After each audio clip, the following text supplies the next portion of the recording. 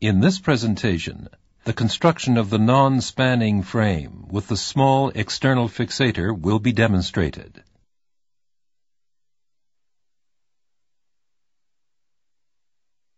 The objectives of the exercise are to understand the clinical indications for the application of the small external fixator, the correct positioning of the shunt screws, and the construction of the non-spanning frame.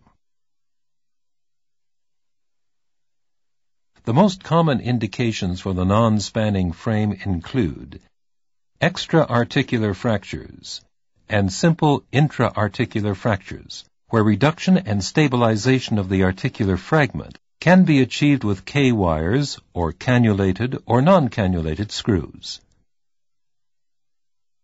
The instruments needed for this exercise are the compact air drive, the quick coupling, and the drive adapter with quick coupling for 4.0, 3.0 shunt screws.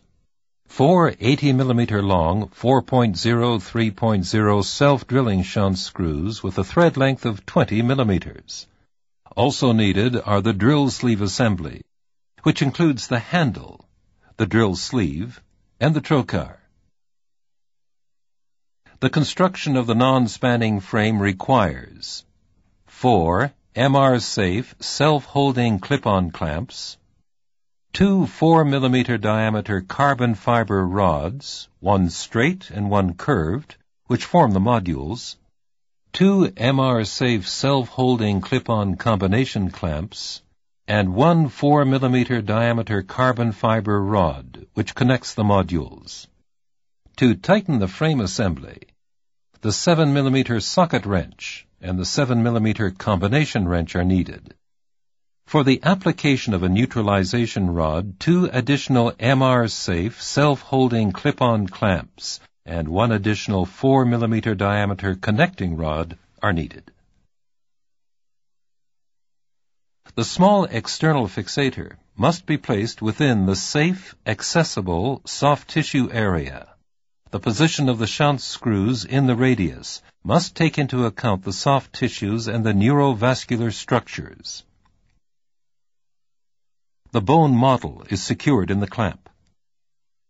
After a stab incision is made, the drill sleeve assembly is inserted through the incision and placed directly on the bone surface.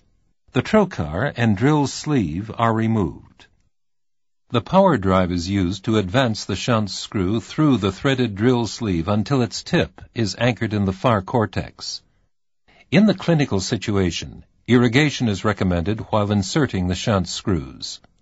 The tip of the self-drilling shunt screw must be anchored in the far cortex to ensure stable fixation. Penetration of the far cortex is not necessary. The image intensifier can be used to check the final position of the shunt screws. Once the shunt screw has been placed, it's released from the adapter and the drill sleeve is removed. The remaining shunt screws are now inserted in the same way. 2 shunt screws should be inserted in the distal third of the radius. For best stability, spacing should be maximized, and the distal shunt screw should be as close to the fracture as possible. 2 shunt screws are inserted into the distal block according to the safe zones.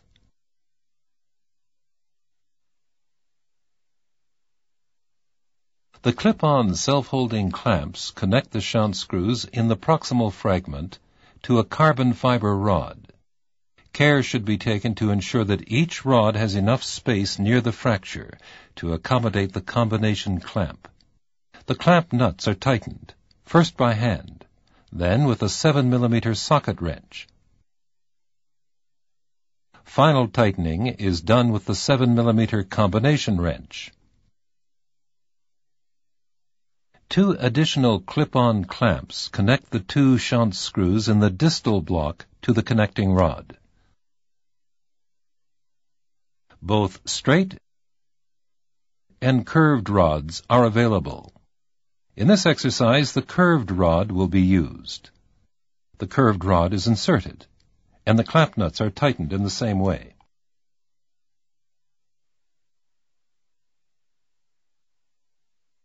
The two connecting rods are attached to a third rod using one clip-on, self-holding combination clamp for each fragment.